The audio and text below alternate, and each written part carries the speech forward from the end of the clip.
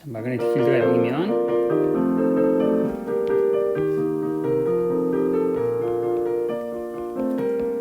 스폰테이니어스 마그네티제이션만 좀 따진다 이런 거죠. 네, M0로 써도 되고 안 써도 되는데, 그 다음에 이제 JG가 다름 아닌 뭐였냐면 KB TC였잖아요, 그렇죠? 그래서 이제 여기에 탄젠트 하이퍼볼릭 TCM 이제 이게 되는 거예요. 자, 그러면 내가 이제 뭘 계산하고 싶냐면, 자, 얘는 이것의 해가 어떻게 되는지 이미 우리가 정성적으로 알고 있어요, 그렇죠?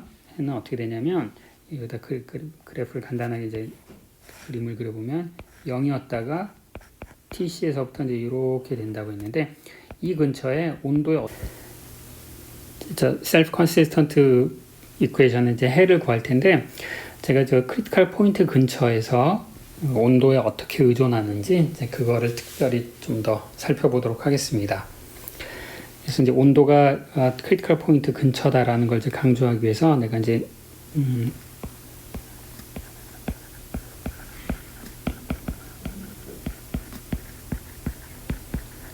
reduced temperature라는 걸 도입할 거예요. 그러니까 차원이 무차원 변수로서 온도를 이렇게 정의를 할게요. 그럼 얘는 이제 t가 tc보다 작을 때는 이제 t가 tc일 땐 1이고, 그래서 더 이제 조금 작아지면 이제 우리가 오더드 페이즈에 있는 거죠. 그래서 입실론이 이제 작은 경우로 생각할 거예요. 크리티컬 포인트 근처. 그럼 이 크리티컬 포인트 근처에서는 그 스폰테이니어스 마그네티제이션 값이 이제 매우 작죠. 0에서부터 이제 출발해서 올라가야 되니까요. 그렇죠? 그래서 저 셀프 컨시스턴트 이퀘이션을 내 테일러 전개를 할 수가 있어요. 탄젠트 하이퍼볼릭 함수를, 탄젠트 하이퍼볼릭이 있는데, 여기 제가 이제 유도하다 하지 않고 그냥 적을게요. 탄젠트 하이퍼볼릭 x는 x가 매우 작을 때 x 빼기 3분의 x 세제곱 땡땡땡. 자, 3차항까지 적으면은 우리가 원하는 계산을 할 수가 있어요. 자, 그러면 처음이 reduced temperature M0, 그 다음에 마이너스 3분의 1에 reduced temperature M0의 세제곱 땡땡땡땡. 이제 이걸 풀어야 되는 거죠. 자, M0는 0이 아니니까 내가 양변을 M0로 나눌 수가 있겠네요. 그래서 얘는 그 다음에 양변에다가 내가 M0분의 T를 곱할 거예요. M0분의 T. 그러면 3승을 이제 좌변으로 이항을 하면, 그러면 3분의 1의 T제곱 M0 제곱이 되죠. 그 다음에 우변은 어떻게 돼요?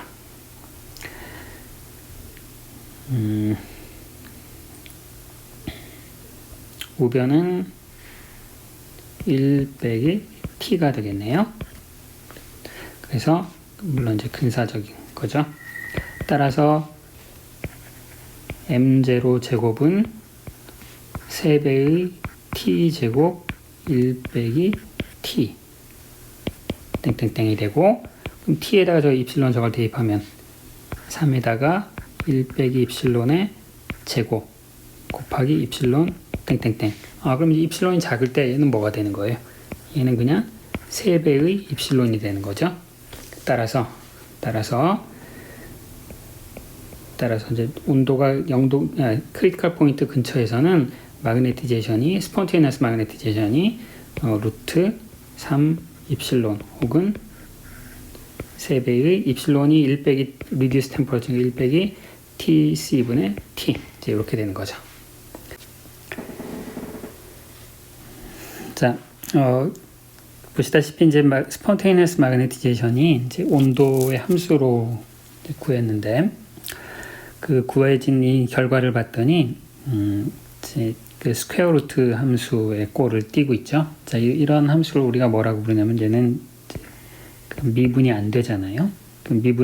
미분하면 무한대가 되니까 이제 그런 애를 이제 싱귤러하다라고 얘기를 해요. 혹은 이제 해석적이 아니다. 그래서 non-analytic 하다라고 얘기를 해요. 그래서 이제 스핀들이 이제 상호작용을 한 결과로 이제 상전이가 일어나는데, 상전이 근처에서는 물리량들이 어떤 뭐 근사한 어떤 함수로 표시되는 것이 아니라 굉장히 막 뾰족하고 뭐 이제 이런 일이 벌어지고 있네요. 뭐 이왕 이제 계산했으니까 이제 이거 말고 이제 제로 필드 서셉터빌리티도 한번 계산을 해볼게요. 크리티컬 포인트 근처에서 이제 제로 필드 서셉터빌리티라는 게 뭐냐면 마그네티제이션을 마그네틱 필드로 미분하는데, 단 이제 미분이 마그네틱 필드가 0으로 가는 극한에서 이제 이걸 계산해야 되겠죠. 자, 이거는 이제 이 B에 대한 미분을 해야 되는 거니까 마그네틱 필드가 있는 상태에서의 셀프 컨시스턴트 이퀘이션을 우리가 따져야 되는 거죠. 그렇죠? 그럼 따라서 이제 우리가 이 다뤄야 되는 게 이걸 해야 되는 거야. KBT 이제 이걸 풀어서 이제 그 솔루션을 가지고 이제 B로 미분해야 되는데, 자, 이거는 이제 우리가 M을 못 구하는 그런 방정식이잖아요.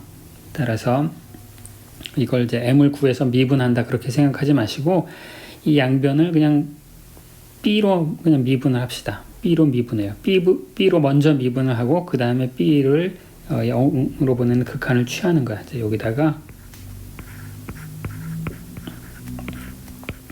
이런 작용을 하자 이런 거죠. 그럼 이제 좌변은 뭐죠? 좌변은 M을 B로 미분하고 B에다 0을 대입했으니까 이제 제로 필드 서셉터빌리티고요. 그 다음에 우변은 탄젠트 하이퍼볼릭을 미분하면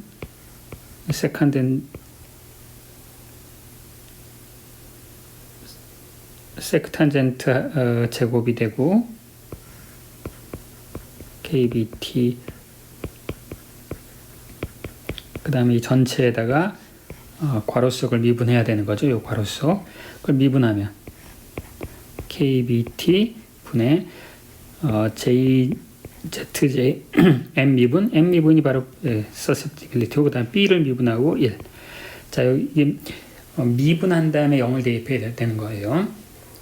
0 먼저 대입하고 그 다음 미분하면 그게 말이 안 되는 거죠. 그렇죠? 미분하고 대입하기 때문에 B로부터 이제 1이라는 팩터가 생겼어요. 이제 여기서 M이 생겼는데, 저 M은 우리가 솔루션을 알고 있잖아요. 온도가 클 때는 M이 0이고, 그 다음에 온도가 작을 때, 온도 Tc보다 작을 때는 이제 요게 솔루션이었잖아요. 그래서 각자 대입을 해서 온도가 클 때, 낮을 때 다 따지면 되는데, 자, 온도가 낮을 때는 이제 계산이 좀 복잡해요. 큰 차이는 없지만, 그 결과로서 큰 차이는 없죠. 그래서 그냥 온도가 높을 때 계산을 이제 할게요. 계산만 보여드릴게요. 온도가 Tc보다 클 때, 그러면 이제 susceptibility는 왜 간편하냐면 그 온도가 클 때는 M이 0이잖아요. M이 0이니까 이제 하이퍼볼릭 펑션은 그냥 다 없어지네요. 1이 돼버리죠. 온도가 낮을 때는 저게 조금 이제 기여를 해서 조금 약간 조심해서 계산을 해야 돼요. 아무튼 이제 이렇게 되고, 자, 그럼 이제 내가 이거를 제로 필드 서셉티빌리티를 계산할 수가 있네요. 온도가 Tc보다 클 때에는 얘는 뭐가 되냐면 KBT 빼기 KBTC분의 1이 돼요. 자, TC가 왜 어디서 튀어나왔느냐? 이게 바로 KBTC였잖아요. 그렇죠? 따라서 이제 온도가 클 때는 자, 이제 그림을 그리고 싶은데, 여기가 이제 온도축이고 여기가 제로 필드 서셉티빌리티인데, 여기 이제 TC가 이렇게 있는데 거기서 이렇게 서셉티빌리티가 발산을 해요. 역시 싱귤러하고 어널리틱하지 않은 커브로 기술되네요. 온도가 낮을 때는 좀 이 계산 결과 좀 복잡하다라고 했지만 사실 여기도 할 수 있어요. 그냥 보면 역시 똑같이 발산을 이렇게 해요. 그래서 전 구간이 아니라 온도가 이제 크든 작든지 간에 온도가 크리티컬 포인트로 가면 여기가 이제 susceptibility가 발산을 해. 그 susceptibility가 발산하는 게 무슨 뜻이죠? susceptibility가 magnetic field를 조금 가했을 때 magnetization 얼마나 생겨나는가 그걸 의미하는 건데 susceptibility가 발산한다는 얘기는 magnetic field가 아주 조금 집어넣어줘도 갑자기 자석이 된다는 자성이 거의 무한배만큼 많이 생긴다는 거죠. 그게 다름 아닌 이제 spontaneous magnetization이 생겨나는 그 시그니처가 되는 거예요. 그 신호가 되는 거예요. 그래서 여기도 이제 이런 singular behavior가 나오고 그래서 우리가 반데발스 이론에서 숙제도 좀 내고 했었지만 이런 상호작용에 의한 상전이가 일어나는 그 상전이점 근처에서는 어떤 물리량들이 그냥 변수들의 뭐 그럴듯한 스무드한 그런 함수꼴을 띠는 것이 아니라 뭐 이렇게 그 자체로 발산한다던가 susceptibility처럼 아니면 그 자체로는 발산하진 않지만 미분한 것이 발산한다든가 이런 굉장히 특이한 현상들을 많이 보이곤 해요.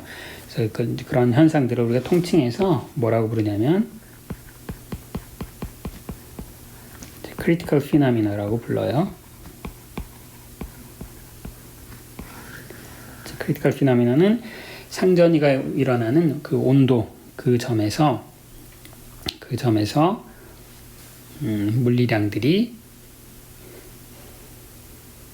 미분이 불가능한 그런 함수로 기술이 된다.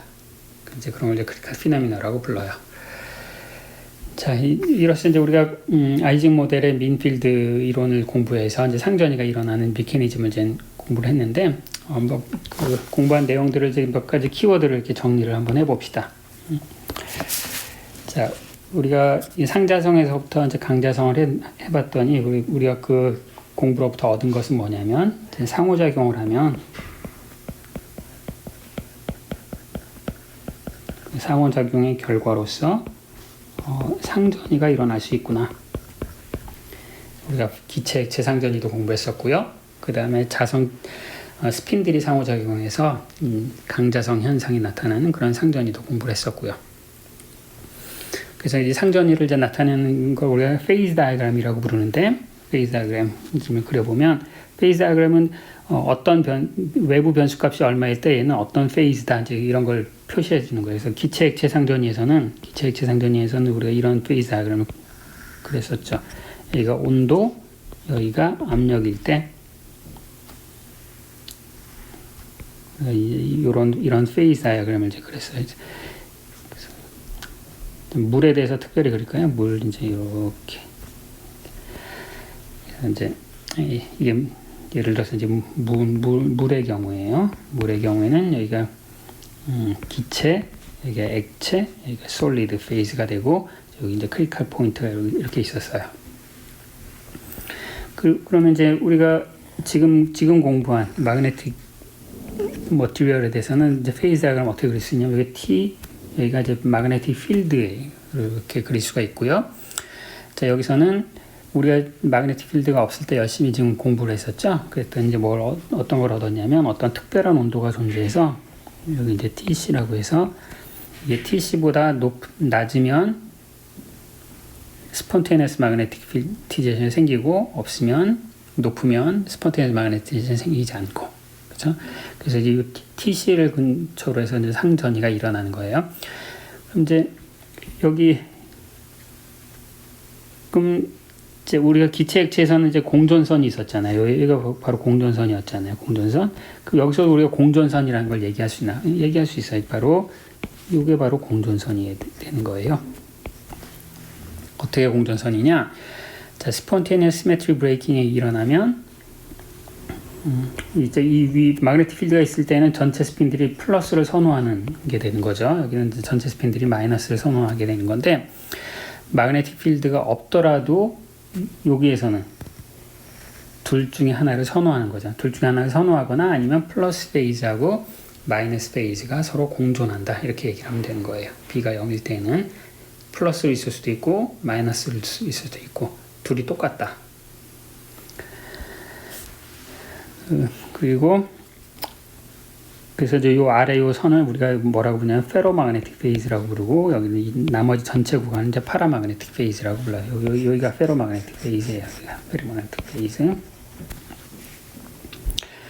그 다음에 이제 기체 액체 공존선하고 여기서도 공존하는데 차이가 있어요. 차이가 있는데 어떤 차이가 있냐면 여기에서 공존하는 거는 왜 공존이 되냐면 여기는 시메트리 때문에 그런 거죠. 스핀 업다운 시메트리가 있단 말이야. 근데 기체 액체에는 그런 시메트리가 없죠. 기체 액체 시메트리 그런 게 없잖아요. 스핀 전체를 방향을 플립하면 에너지가 똑같아. 그런 시메트리가 있는데 그런 시메트리가 없죠. 그렇죠? 그래서 그런 차이는 있어요. 상전이가 일어나고 우리 상전이를 이제 미니필드 이론으로 공부했고 그 미니필드를 뭐 몇 가지를 좀 해봤더니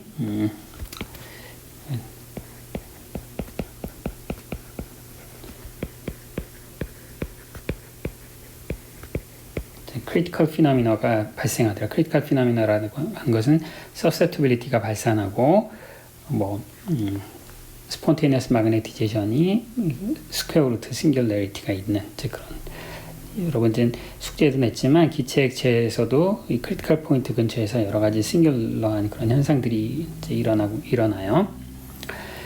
그다음에 이제 특별히 기체 액체가 아니라 마그네틱 상전이의 경우에 좀 더 얘기를 하면 그 상전이가 뭐냐면 그 상전이는 우리가 뭐라고 부르냐면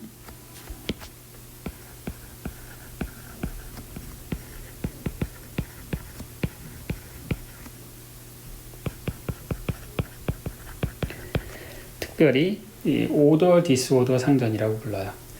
왜냐하면 페로마그네틱 페이즈는 스핀들이 엔트로피를 낮춰서 엔트로피를 손해 보더라도 에너지를 이제 선호해서 그 질서정연하게 머물러 있는 상태가 되죠. 반면에 온도가 높으면은 이제 엔트로피가 더 중요해져서 업다운 스핀들이 마구마구 섞여서 에너지는 손해 보더라도 그냥 엔트로피를 왕창 늘리려고 하죠. 그래서 오더 디스오더 상전이라고 얘기를 하고요. 근데 이제 이 마그네틱 시스템이 이제 더 특별한 건 뭐냐면 시메트리가 있단 말이죠. 시메트리 때문에 디스오더가 선호돼야 되는데 업다운이 섞여 있는 것이 더 선호되어야 되는데 왜냐면 어떤 것이 더 우월하다 그런 게 없으니까요. 근데 그럼에도 불구하고 상전이가 일어났어요. 그런 상전이를 뭐라고 부르냐면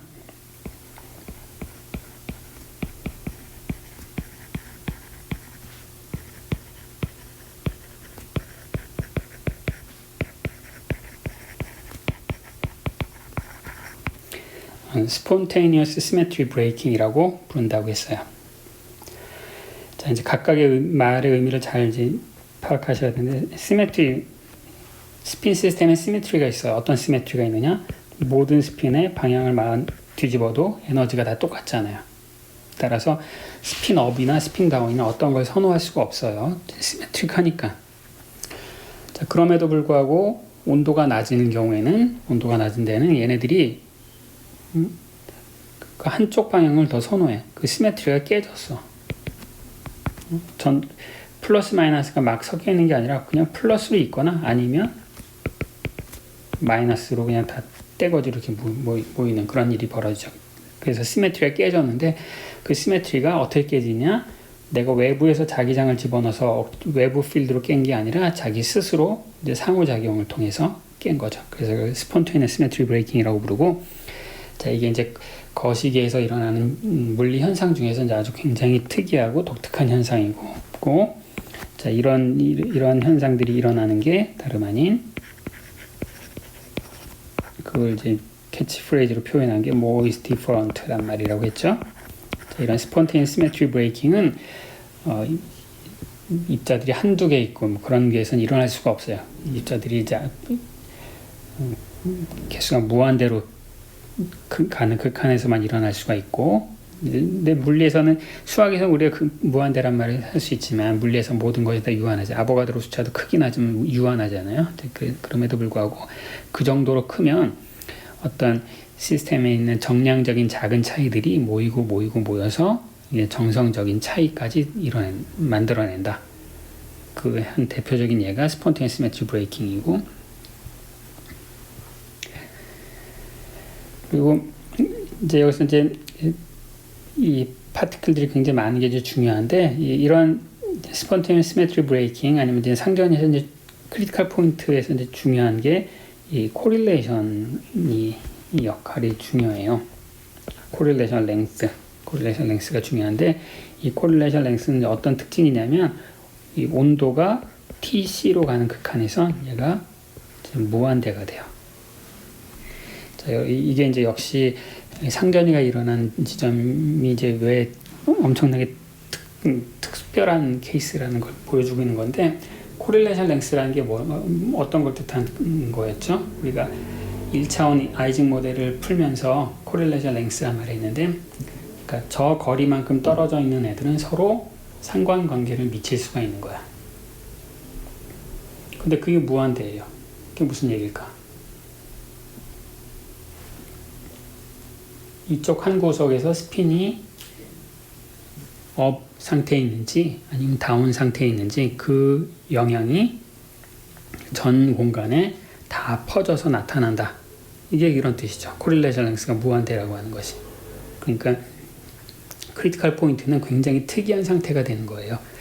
각각의 그 원자나 분자들이 자기 개체적으로 자기 개별적으로 운동하거나 그런 것처럼 보여도 사실은 한 곳에서 일어나는 그 영향이 전 공간에 다 퍼져 있으니까 굉장히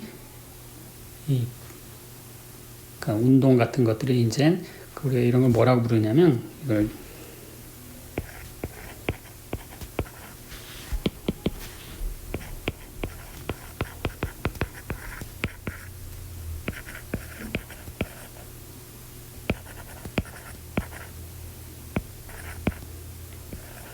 collective phenomena 혹은 collective behavior라고 부르는데요. 이게 무슨 얘기냐면 이 개체 하나하나의 운동은 마치 그냥 뭐 무작위인 것처럼 보이지만 실제로는 얘네들이 움직이는 것이 운동하는 것이 전체적으로 한꺼번에 움직인다.